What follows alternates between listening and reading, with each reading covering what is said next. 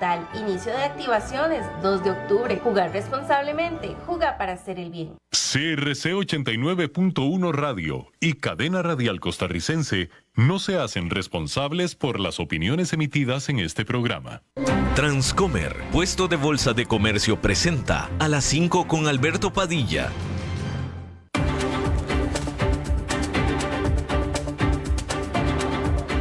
Inicia A las 5 con Alberto Padilla. Un programa diseñado con el objetivo de llevarte diariamente un tema de actualidad, acompañado siempre de reconocidos editorialistas. De lunes a viernes a las 5 de la tarde por CRC 89.1 Radio. A las 5 con Alberto Padilla.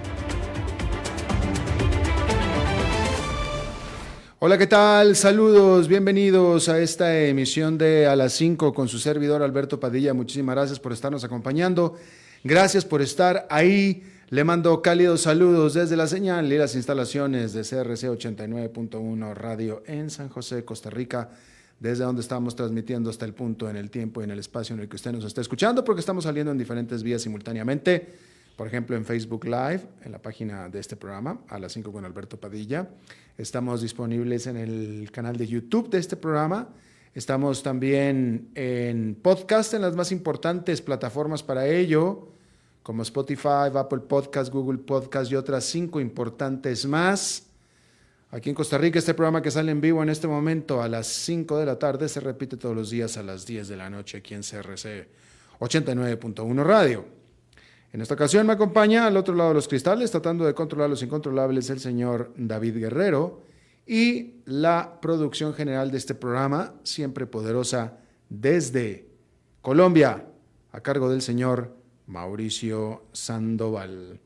Hay que comenzar hablando acerca del Premio Nobel de la Paz de este año, que fue otorgado a una activista iraní de nombre Narges Mohammadi,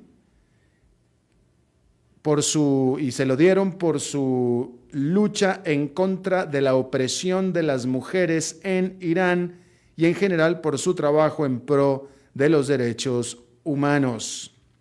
Esta mujer, Narges Mohammadi, ha estado haciendo campaña en Irán durante las últimas 3 décadas en asuntos incluyendo el tratamiento de los prisioneros y la violencia en contra de las mujeres. Hay una particularidad muy importante con respecto a esta galardonada con el Premio Nobel de la Paz, y es que ella está encarcelada en su país de origen, en Irán. Y por supuesto que está encarcelada por hacer su trabajo, por defender los derechos humanos. Está encarcelada en la notable prisión de Evin, en Irán. Tiene una sentencia acumulada o acumulativa de 30 años en prisión. Y bueno, por supuesto que ante esto, Irán acusó al comité del Premio Nobel de ser sesgado y motivado políticamente. Y por supuesto que, como usted recordará, esta entrega del Premio Nobel a esta persona en particular se da prácticamente al año de los tumultuosos protestas que ha habido en Irán después de que muriera hace justamente poco más de un año nada más esta joven mujer de nombre Mahsa Amini, quien murió en custodia después de haber sido arrestada, un par de horas después de haber sido arrestada por la policía moral por haberse descubierto el cabello. Y bueno, pues entonces el Premio Nobel de la Paz otorgado a Narges Mohammadi, esta activista por los derechos humanos dentro de Irán que está encarcelada. Y a esto Irán dijo que el Comité Nobel es sesgado y políticamente motivado.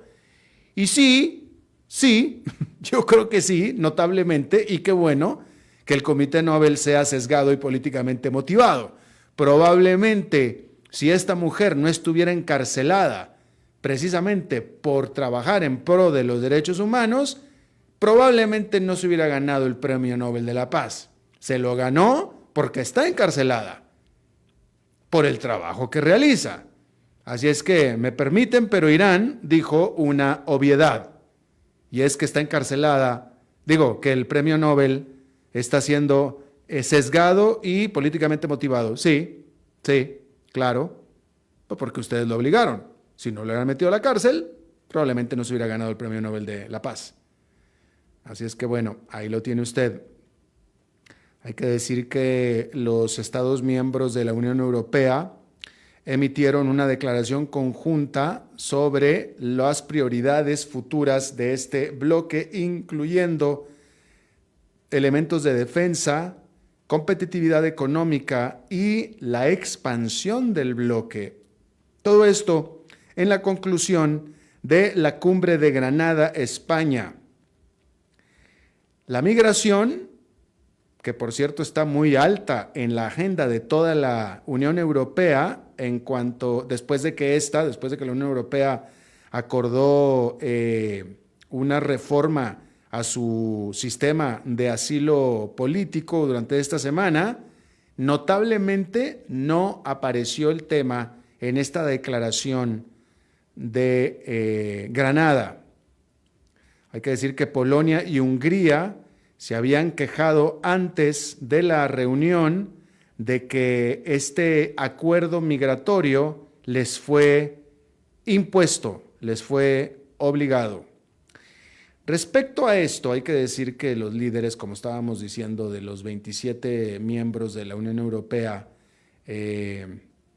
terminaron esta cumbre en la hermosísima ciudad de Granada, donde discutieron la manera en que piensan y aspiran a admitir a 9 nuevos miembros de la Unión.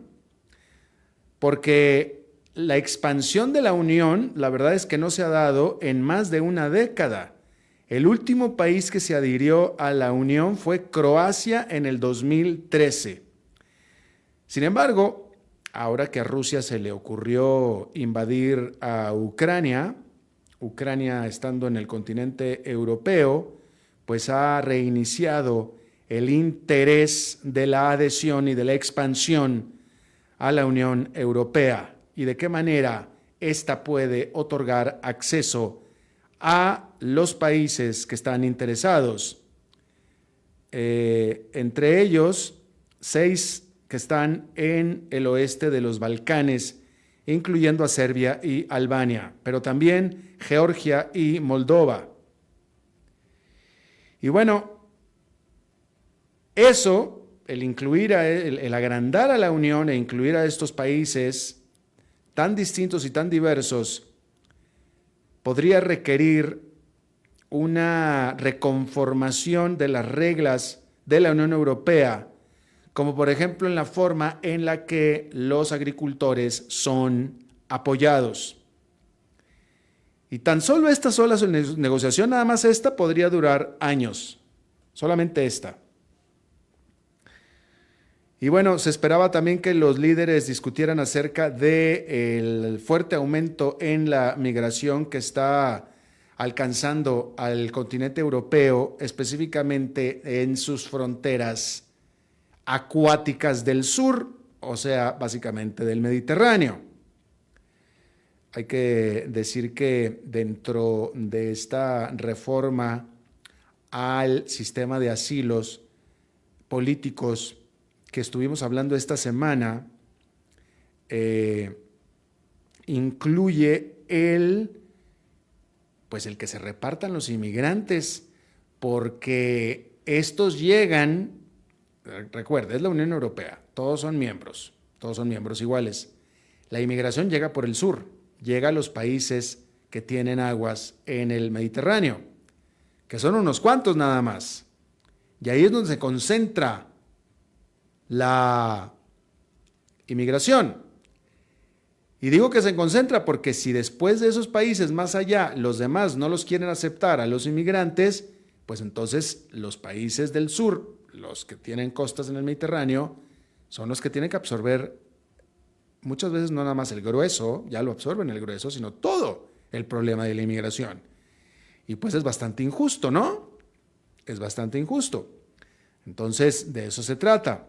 Hay que decir que, bueno, pues entre las propuestas está el que se repartan, el que empiecen a repartirse entre todos los países de la Unión Europea estos inmigrantes, en teoría, en busca de asilo político.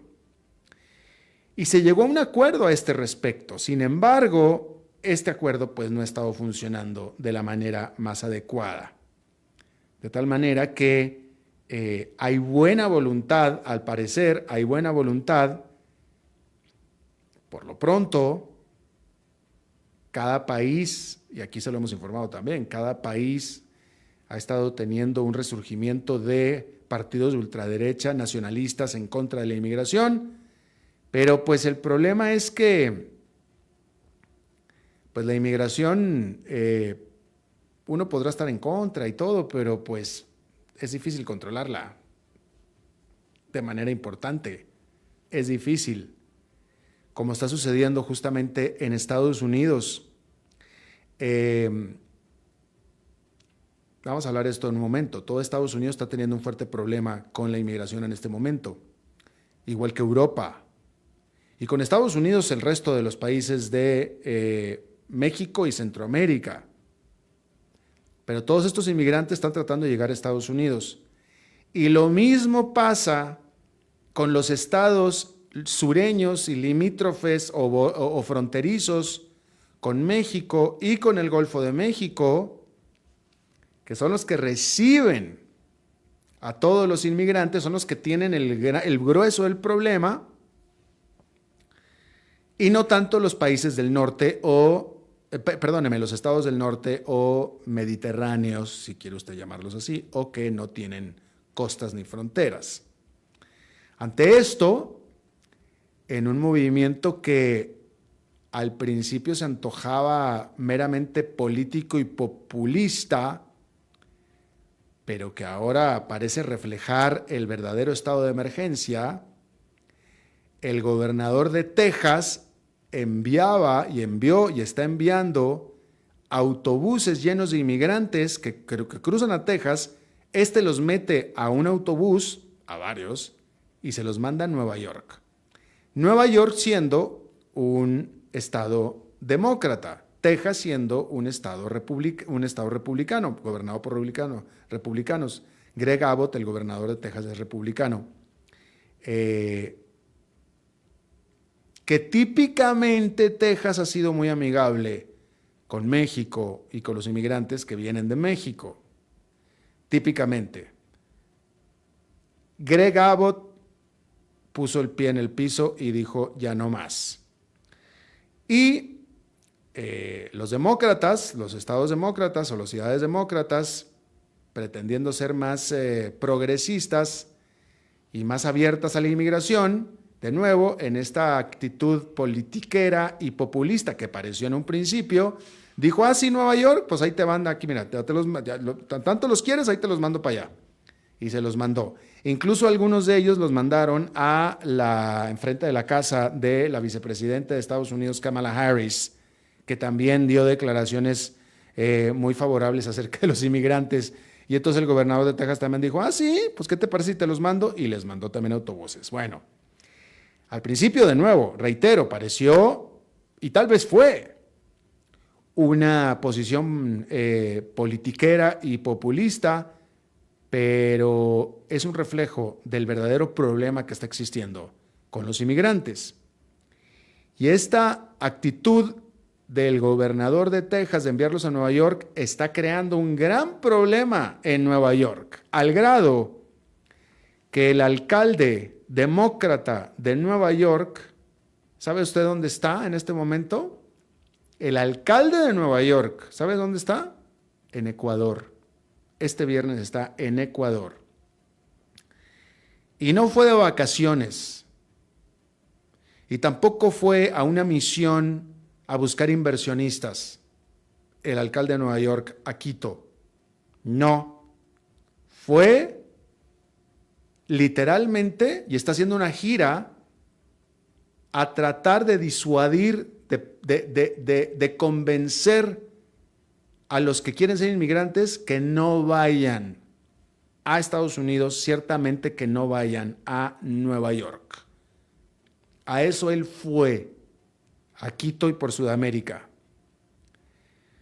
Son más de 120,000 inmigrantes que han llegado a la ciudad de Nueva York, lo que ha puesto a capacidad y sobre el límite al sistema de albergues de la ciudad de Nueva York. Por supuesto que Eric Adams, el alcalde, era pro inmigrante. Él era pro inmigrante. Y ahora, sin embargo, tiene que aceptar y sufrir el hecho de que, como él dice, Nueva York está ya en su capacidad. E incluso ya dijo que el presidente Joe Biden, que es demócrata igual que él, no está haciendo lo suficiente para resolver el problema.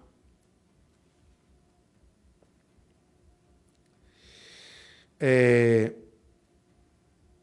mensaje que está llevando en específico el alcalde de Nueva York a Latinoamérica es que las oportunidades, tanto legales para inmigrar como de oportunidades de trabajo, ya llegaron a su límite, cuando menos en la ciudad de Nueva York. En Nueva York, la oficina del alcalde está distribuyendo panfletos en los albergues reiterando este mismo mensaje. Básicamente, váyanse de aquí, por favor. Y por supuesto que este tipo de tácticas pues son bastante controversiales, ¿no? Pero sin embargo, no es la única ciudad que tiene problemas para albergar a los inmigrantes que han llegado. Otra de ellas es Chicago y está considerando ese mismo tipo de tácticas también. ¿Cuál es la raíz del problema? Porque evidentemente hay un problema. Todo parece indicar que la raíz del problema es que el gobierno federal de los Estados Unidos, el gobierno de Joe Biden, ha facilitado específicamente a los inmigrantes de Venezuela el obtener permisos de trabajo y ha liberado millones de dólares de apoyo extra a las comunidades que los albergan, a los venezolanos. Y bueno, eso ha metido en problemas a alcaldes como por ejemplo el de Nueva York, Eric Adams. Y pues parece ser que esa es la raíz del problema. Un anuncio como el de la ayuda a los venezolanos y en general la actitud pro inmigrante de este gobierno en comparación a la del gobierno anterior, que era el de Donald Trump. Pero el punto es que algo está pasando. Algo está pasando. Yo le dije aquí, bueno, y todo es que todos los hemos visto. Todos los países centroamericanos lo han visto. Me supongo que los países del sur del continente, Sudamérica, me supongo que no lo han visto tanto. Han visto inmigración venezolana, definitivamente, pero no estas caravanas que se han visto en Centroamérica y en México de gente que ni siquiera habla español. Estoy hablando de haitianos y jamaiquinos, incluso pueden ser, no sé, africanos tal vez, caminando por las carreteras hacia el norte, hacia Estados Unidos. Y luego están las imágenes en la frontera, tanto en México, de Guatemala hacia México, y de México hacia Estados Unidos. Y estas imágenes, o sea, este asunto de los inmigrantes caminando por las carreteras, yo nunca lo había visto en mi vida. Y mire que yo toda mi vida he vivido, bueno, casi toda mi vida he vivido en América Latina, discúlpeme, en América Latina, y mis primeros 30 y tantos años de vida yo viví en una ciudad semi-fronteriza con Estados Unidos, que es Monterrey, México. Y esto nunca lo vi. lo que está pasando en este momento. Justamente esta semana estábamos hablando de estos aviones comerciales que están llegando en sucesión consecutivos de Puerto Príncipe, Haití, a Nicaragua, a Managua, presuntamente con inmigrantes que están tratando de llegar al norte. Eso nunca había pasado. Entonces, algo está pasando. Y en una señal bastante elocuente, esta semana, ayer, esta es una noticia de ayer, del jueves, el presidente Joe Biden dio la orden y los recursos para la construcción de una parte del famoso muro fronterizo que tanto criticó junto con el resto de todos los demócratas y etcétera a Donald Trump, que fue su idea original. Bueno, este jueves Joe Biden mandó la autorización y los fondos para la construcción de varias decenas de kilómetros del muro en la frontera de Texas con México, donde en este momento, específicamente en ese punto, está habiendo un problema con la inmigración. Joe Biden dijo que él no tenía opción más que hacer esto porque le fue ordenado por el Congreso. Es un dinero que el Congreso le dio a él con la orden específica de hacer el muro y no lo podía usar para otra cosa más. Y entonces él tuvo que acatar esa orden. Eso es lo que él dijo de su propia boca. Otros dicen, han dicho, no, esta parte no me queda clara y no está corroborada, que si en realidad Joe Biden no hubiera querido hacerlo, a lo mejor pues seguramente es cierto lo que él dijo en el sentido de que es un dinero, porque Joe Biden lo dijo, yo ese dinero lo quería usar para otra cosa, pero no puedo usarlo. No estoy en la facultad legal de usarlo, lo tengo que usar en el muro, porque es dinero para el muro, que el Congreso adjudicó al muro, así es que no lo puedo usar en ninguna otra cosa, yo lo quería usar para otra cosa, eso fue lo que dijo él. Pero hay quien dice que si no hubiera querido usarlo, no lo usaba, punto. Simplemente lo mantiene ahí. Se hace, le da tiempo, no lo hace, no lo ejecuta. Hay quien dice eso. La cosa es que lo tuvo que hacer. Y probablemente lo quería hacer, porque es que ahora sí ya está habiendo un problema con este asunto de la inmigración hacia Estados Unidos. Y cuando digo hacia Estados Unidos, quiero decir que es un problema que están compartiendo muchos países, entre ellos los centroamericanos, que van en ruta, y que es la ruta hacia allá. Estas historias del Petén, del Darién, del famoso tapón del Darién, que ya no es tapón, antes era el tapón, ya no es tapón.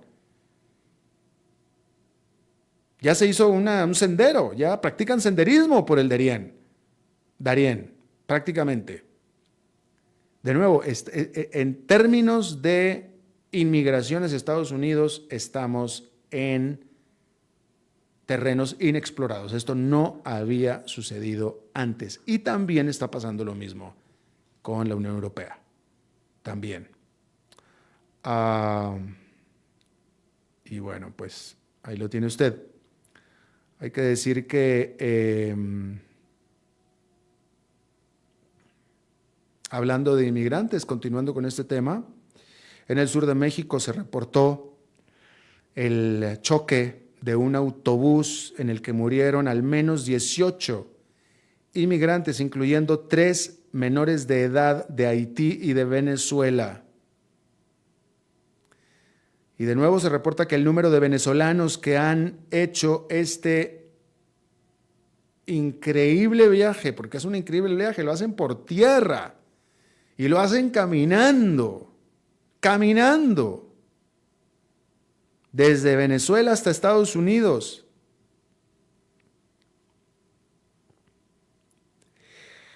Ante todo esto, recientemente, la administración del presidente Joe Biden dijo que comenzará de nuevo a deportar a los migrantes venezolanos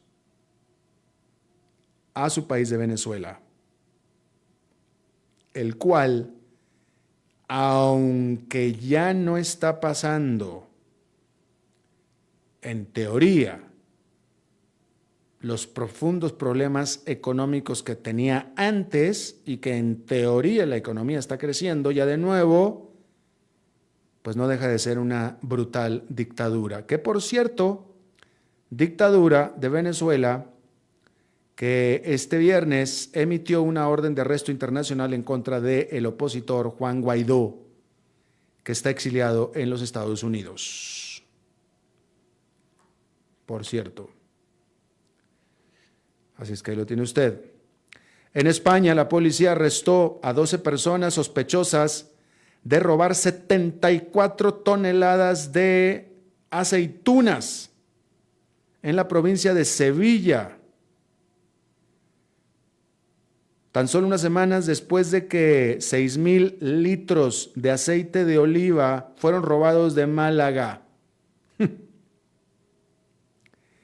Hay que decir que las olas de calor y en general la sequía arruinaron la cosecha este año de aceitunas en España, que es el más grande productor de aceitunas, y como consecuencia, el precio del aceite de oliva en su lugar de origen ha explotado un 112% desde el año pasado, al grado de que ahora se lo roban.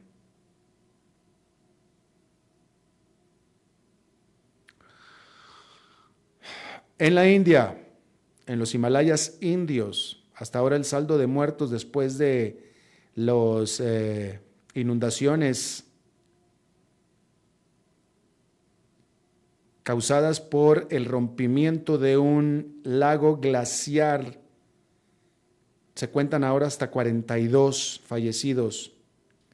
Sin embargo, casi 150 personas están todavía desaparecidas. La causa de estas inundaciones, que comenzaron este miércoles, todavía no queda clara, pero los expertos sugieren que fue una copiosa lluvia la que pudo haber empujado a la avalancha hacia el lago, el cual se desbordó.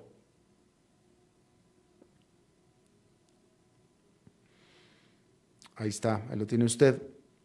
En la información económica de este día, Estados Unidos aumentó sus puestos de trabajo por un explosivo número de 336,000 durante el mes de septiembre, liderado por una expansión laboral en el sector de hotelería, la educación y de la salud.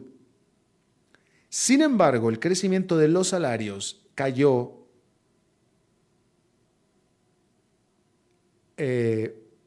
o no fue lo que se estaba esperando en cuanto a crecimiento, el crecimiento de los salarios.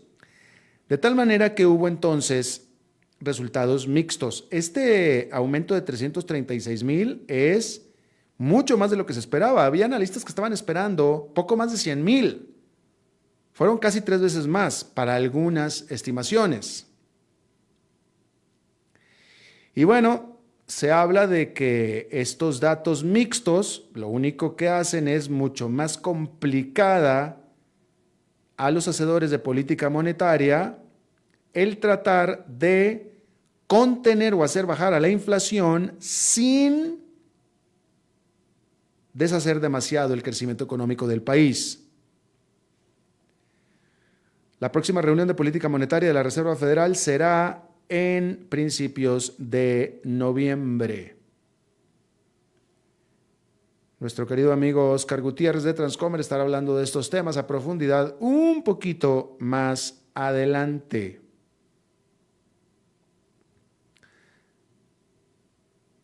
Y bueno, ayer estábamos hablando de la cantidad de problemas políticos. Iba a hablar de golpes de Estado, pero en el caso de Costa de Marfil creo que es demasiado temprano para eso, pero definitivamente hay muchos problemas políticos en África.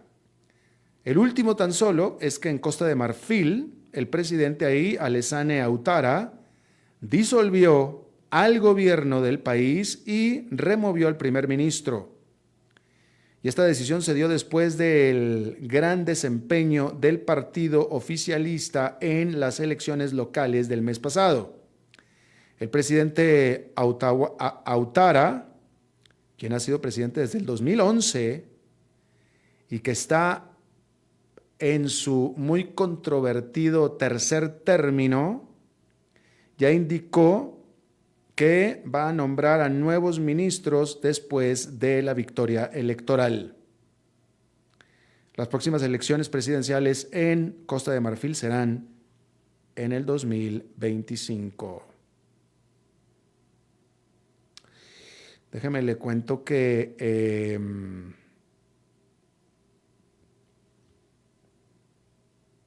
Tesla anunció una caída o una rebaja de precios en los Estados Unidos otra vez. Y esto producto de que se le están aumentando los inventarios, es decir, que han caído las ventas de Teslas en los Estados Unidos.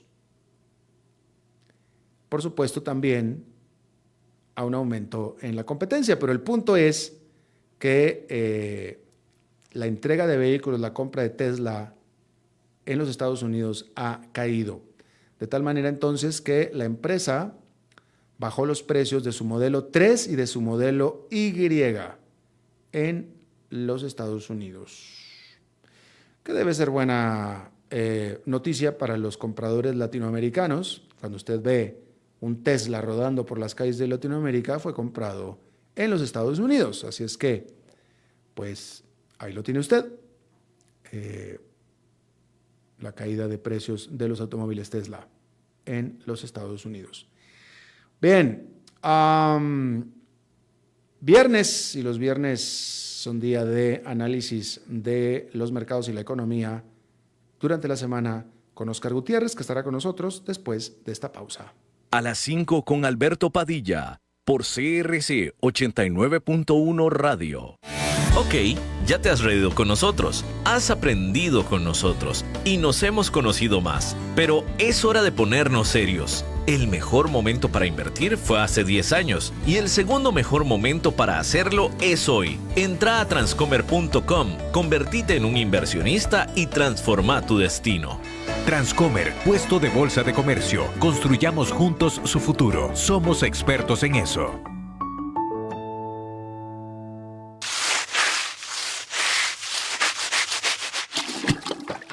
¿Están cansados de limpiar tanto el piso de su casa? ¡No sufran más! Cambien esta cerámica con porcelanatos pulidos antibacteriales y súper fáciles de limpiar. En Porcerámica, número 1 en porcelanatos.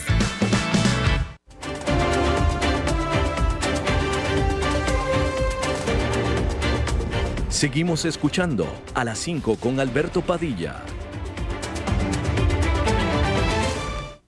Bueno, viernes es día de análisis de la semana en los mercados y en la economía con Oscar Gutiérrez, presidente de Transcomer, en este segmento patrocinado precisamente por Transcomer. Mi querido Oscar, bienvenido. Buenas tardes, Alberto. Como siempre, un gran gusto estar en tu programa. El día de hoy fue un día de rally. Empezó hacia la baja, esa fue la primera reacción al dato importante del día de hoy, que fue los datos de empleo que mencionaste hace un rato. Sin embargo, durante el día se dio vuelta y terminó durante todo el día en modo rally hasta el último momento, que bajó un poquito, pero termina el S&P 500 subiendo un 1,18%. El Dow Jones un 0,87 y el Nasdaq un 1,60. Todos los sectores subieron. El sector de servicios de comunicación fue el que más subió, un 1,87, tecnología de información 1,45, energía 1,39. El que menos subió fue el de productos de consumo masivo, que subió solamente un 0,11, pero igual todos los sectores quedando positivos. El mercado, algunos analistas dicen, bueno, estaba sobrevendido, pero el efecto principal yo creo que fue el tema de la noticia de empleo que vamos a comentar ahorita, después de mencionarles cuáles fueron las acciones que más se movieron el día de hoy. La acción que tuvo el movimiento más importante hacia el alza, la mejor acción del día en el S&P 500 fue Pioneer Natural Resources, que es una empresa petrolera. Ellos lo que hacen es exploración y producción de gas y petróleo. Es una compañía relativamente nueva. El símbolo que utiliza en bolsa es PXD. Fue fundada en 1997. Y el alza, que fue bastante importante, de un 10,45% para terminar la acción en $237, se debe a la comunicación o los rumores que surgieron de que Exxon iba a hacer o tenía avanzadas conversaciones de compra de esta compañía por alrededor de $60 mil millones. En este momento, Pioneer tiene un precio, una capitalización de mercado, bueno, es una compañía de 2.076 empleados, no es inmensa comparada con otras compañías del S&P 500, pero es una compañía que sí tiene una capitalización de mercado importante de $50.120 millones. Si se cerrara este precio a 60.000, bueno, serían $10 mil millones más de cómo está cerrando hoy, incluso después de haber subido un 10%. Es una empresa de ventas de $20.390 millones. Los precios del mercado de estas empresas están relativamente bajos cuando uno los analiza como múltiplos de utilidades. En particular, esta empresa está transando ahorita a 9,14 veces. Para referencia, 9,14 veces, perdón, las utilidades del año pasado y las futuras, las estimadas hacia adelante, 8,9 veces. Esto es porque la diferencia es porque se espera más utilidades el año entrante que este año y por lo tanto el precio actual dividido entre más utilidades pues da un múltiplo menor. Pero como referencia en este momento esas dos señales, digamos, o índices para el S&P 500 como un todo, si uno lo ve por las utilidades del S&P 500 del año pasado, están ahorita en 24 veces y las futuras en 19 veces. Lo cual deja ver cómo esta empresa igual o las empresas petroleras en general están valoradas a un múltiplo bastante bajo. Esta tiene un EBITDA de $10.110 millones, que es prácticamente un 50% de las ventas. Esto es lo que se ve muy atractivo para Exxon. Y los números de Exxon, pues para compararlos un poco, bajó Exxon. Bueno, primero que nada, en tamaño, es una empresa de 62,000 empleados, tiene una capitalización de mercado de $434.500 millones, ventas de $368.000 millones. Y el caso en cuanto a las utilidades, como se está valorando Exxon en este momento, está en relación con sus utilidades pasadas 8,7 veces y 10,3 veces a futuro. Esto lo menciono porque lo que indica es la situación contraria a la compañía que está comprando, es decir, se prevé menores ventas el año que viene y por eso el múltiplo es mayor, lo que en parte puede explicar por qué puede ser atractivo para Exxon comprar esta empresa, porque le mejoraría estos índices, incluso el índice de EBITDA, que en este momento para Exxon es de $79.000 millones, que es alrededor de un 21,5% de las ventas, comparado con lo que acabamos de decir de EBITDA de Pioneer, que es casi la mitad de las ventas. Entonces, tiene sentido para una empresa como Exxon hacer esta compra. Exxon igual explora y produce petróleo, está igual integrado, pues es de las empresas más grandes, está integrado igual verticalmente con productos químicos derivados del petróleo. Curiosamente, las dos empresas están basadas en la misma ciudad, en Texas, en Irving, Texas. Exxon no es tan nueva, Exxon fue fundada en 1870. Habrá que ver el tema de la regulación, de si esto puede implicar cuando hay este tipo de compras, sobre todo por una empresa líder como Exxon, a veces hay obstáculos y se considera que pueden empezar a ejercer una fuerza demasiado monopolística en el mercado. Relacionado a esto un poco, hemos visto el movimiento en los precios del petróleo, que estaba viendo que el 27 de septiembre fue de los precios más altos recientes, estuvo en el West Texas Intermediate, precisamente 94,75 dólares. Hoy cierra en 82,96, en 9 días una baja del 12,44%.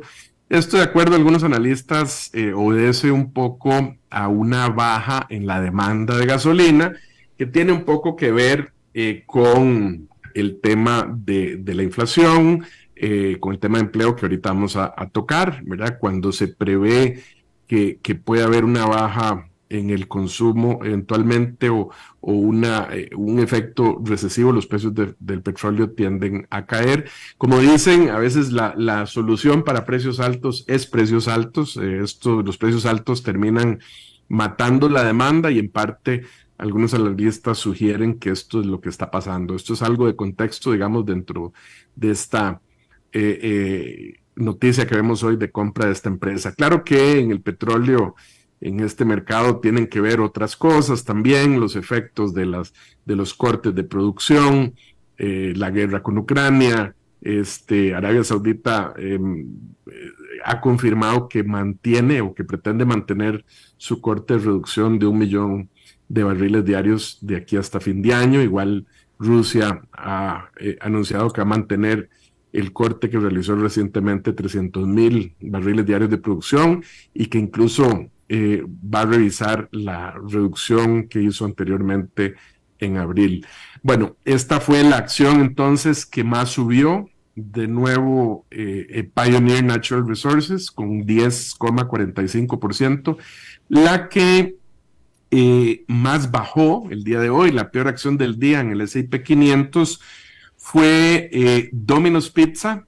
Bueno, esto es una empresa que creo que todos sabemos qué es lo que hace, distribuye pizza en Estados Unidos y internacionalmente también. Cayó un 5,97% para cerrar la acción en $341. Domino's tiene 6,500 empleados, tiene una capitalización de mercado de 12,750 millones de dólares, ventas por 4,500 millones de dólares. Domino's fue fundada en 1960, opera desde Michigan, cerca de la ciudad de Detroit. Aquí estuve buscando algunas razones de por qué habría bajado. Hay algunos analistas que consideran que varios stocks relacionados con comida se pudieron haber visto afectados, por comentarios del CEO de Walmart, que sugirió que las nuevas drogas que han salido para pérdida de peso podrían terminar afectando ventas en comida.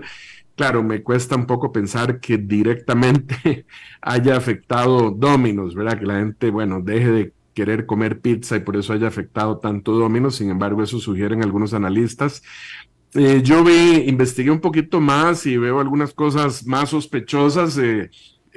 Domino's reporta próximamente utilidades el 12 de octubre y analicé algunos movimientos que son particulares cuando alguien tiene información de algún tipo, y es el movimiento en opciones. Curiosamente, el día de hoy el volumen de puts fue 4 veces mayor al normal en Domino's. 7,132 puts se transaron hoy versus calls que se transaron solo 2,804 comparados con los puts, aunque también los calls, el volumen de transacción de hoy fue 2,25 veces el volumen normal. La volatilidad implícita en estas opciones fue también en el percentil 70, es decir, estaba en un nivel más alto de lo normal. Acordémonos que estos instrumentos derivados como los puts y los calls, bueno, recuerdo que el put es el derecho, pero no la obligación de comprar una acción a cierto precio, de vender, perdón, una opción a cierto precio, y entonces se utiliza como un mecanismo de protección hacia la baja, ¿verdad? Si yo compro un put a $100 y el stock baja a 90, yo tengo el derecho de venderlo a 100 y me gano la diferencia. Entonces son instrumentos que se utilizan como protección típicamente cuando aumenta la volatilidad, normalmente que es la herramienta que se utiliza para valorar las opciones. La volatilidad implícita, la gente dice que es un símbolo de miedo o de riesgo o de ansiedad sobre el stock. Y entonces, bueno, se vio hoy un movimiento mucho más fuerte en opciones, en dominos. Están a punto de reportar utilidades y el stock fue el que más bajó. Entonces, son indicios, nada más. Podemos revisitar esto la semana entrante a ver qué pasó después de que reporten sus utilidades el 12, que es el próximo jueves. Pero eso es lo que pude averiguar por el día de hoy sobre esta acción. La semana termina al alza, un 0,48%, subiendo el S&P 500. Subió principalmente dos sectores, el de servicios de comunicación, un 3,66, y el de tecnología de información, un 3,09. Subieron también, aunque poco, el sector salud y productos discrecionales, y bajaron 7 sectores, siendo el que más bajó, los dos que más bajaron, el de productos de consumo masivo y materiales, que perdió un 2,13. El dato principal económico, como ya mencionaste, fue el día de hoy los datos de empleo, que la expectativa, bueno, algunos analistas lo ponían entre 160,000, 170,000, ciertamente otros analistas prevían un incremento menor y fue una gran sorpresa la cantidad de empleos en 336,000 que aumentó el día de hoy, bueno, el de septiembre, que fue reportado el día de hoy. La parte que compensa un poco, que ya la mencionaste, fue el tema que la tarifa por hora en el mes, la tarifa por hora promedio subió 0,2 cuando se esperaba que fuera 0,3. Y este índice, tomándolo en un año completo, sube 4,2 cuando se esperaba 4,3. El desempleo queda en 3,8, se esperaba que fuera 3,7. Yo estos datos, Alberto, los tomo de la siguiente manera. Yo siento que es consistente, digamos, esta pequeña mejora con un aterrizaje suave, que es el gran reto que ha tenido el señor Jerome Powell, y que uno ve, por ejemplo, en comportamientos como los de las tasas de interés de bonos, que estuvimos hablando también la semana pasada, que la curva se ha estado aplanando, es decir, la diferencia entre las tasas de largo plazo con las de corto plazo es cada vez menor. Acordémonos que se ha interpretado siempre que cuando las tasas de largo plazo están menores a las de cortísimo plazo, es un indicativo de que se puede venir una recesión, y la lógica es que si se entra en una recesión, la Reserva Federal se vería obligado a bajar fuertemente las tasas para volver a estimular la economía, y por eso es que las tasas a largo plazo se prevén menores. Hace unos meses estuvo en un 1% de diferencia. En este momento la diferencia entre el bono de 2 años y el bono de 10 años es solo prácticamente un cuarto de punto. En este momento está en un rendimiento de 4,80 el bono a 10 años y de 5,08 el bono a 2 años, o sea, solamente 28 puntos base cuando era un 1%. Y entonces esto es más indicativo de una situación en donde se está normalizando la curva. Todavía no no se vuelve positiva, pero sí indica o es consistente con la percepción de que son tasas a más altas por más tiempo. Y sin embargo, a pesar de estas tasas altas, se ve un mercado de empleos resiliente, creciendo de una manera tan fuerte como se reporta el día de hoy. Esto unido, Alberto, también a otra cifra que tal vez no se menciona tanto, que es el de ofertas de trabajo. Las ofertas de trabajo, habíamos visto que eso tiene un efecto también entre la diferencia de las personas desempleadas y las ofertas que tiene el mercado. El mes pasado, por ejemplo, las personas desempleadas estaban en 5.841.000. Este mes se reporta 6.350.000, crece bastante, pero las ofertas de trabajo que hace unos meses estuvieron en 11 millones y habían venido bajando poco a poco, me parece que fue en diciembre el año pasado que estuvo en 11, luego bajó a 10, 9, habían venido bajando, el mes pasado se habían reportado 8.900.000, entonces se venía reduciendo esa diferencia entre el desempleo y las ofertas de trabajo, ahora vuelve a subir a 9.600.000. Entonces, bueno, tenemos estas señales mezcladas en donde un resurgimiento de la cantidad de planilla que sube y de más ofertas de trabajo indicaría que es necesario contener. Sin embargo, por otro lado, no está teniendo un efecto fuerte en los incrementos del valor de las horas, o sea, no está presionando fuertemente en la inflación y entonces podría indicar que está logrando poco a poco reducir la inflación. El señor Powell está logrando ese aterrizaje suave y entonces eso es consistente con una economía que no caiga, ¿verdad?, en recesión. Esta demanda, este crecimiento de trabajo también indica que en el corto plazo las utilidades de las compañías no se vean tan afectadas, pero yo sí creo que en el largo plazo esta permanencia de las tasas tan altas sí va a terminar repercutiendo no solo en las utilidades de las empresas, sino también en el precio que exigen los inversionistas en el S&P 500, por ejemplo, porque con las cifras que te mencionaba ahora de que el S&P en este momento está a 24 veces utilidades o las utilidades del año pasado, eso implica un rendimiento de 4,07% que rinden las utilidades en el S&P, cuando en un bono en este momento a 10 años, como te digo, puedes invertir a 4,8. Entonces, la única explicación de esto, que alguien esté dispuesto a recibir un rendimiento menor en utilidades,